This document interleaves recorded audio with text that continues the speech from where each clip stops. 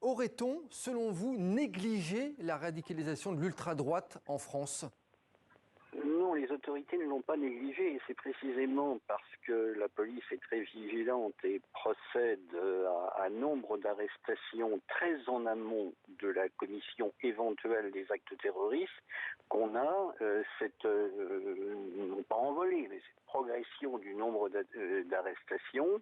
On a eu effectivement, il y a le confinement qui a joué incontestablement dans le fait que les gens se sont radicalisés derrière leur ordinateur, mais on a eu ces dernières années un certain nombre de groupes qui se sont fait connaître par leur velléité, ce qui vient velléité, de passer à l'action contre l'ensemble des cibles habituelles de cette famille politique, c'est-à-dire les musulmans et leurs lieux de culte, les juifs aussi et leurs lieux de culte, les francs-maçons, c'est un petit peu nouveau, même si c'est une vieille lune de l'extrême droite, et puis tout ce qui ressemble à l'étranger et aux opposants politiques.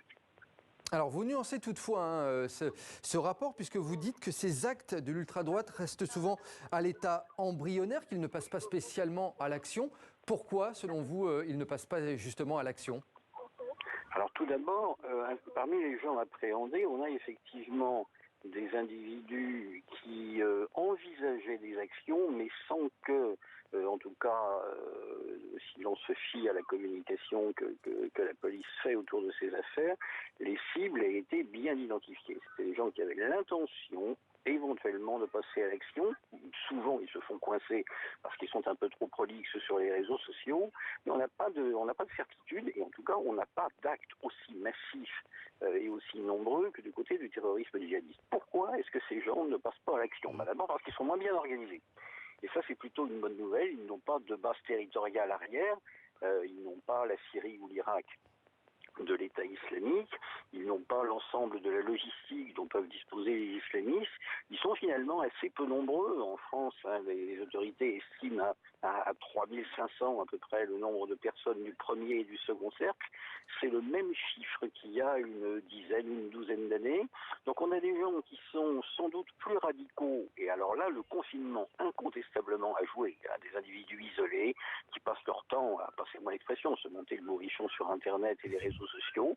L'utilisation des réseaux sociaux aussi a joué incontestablement.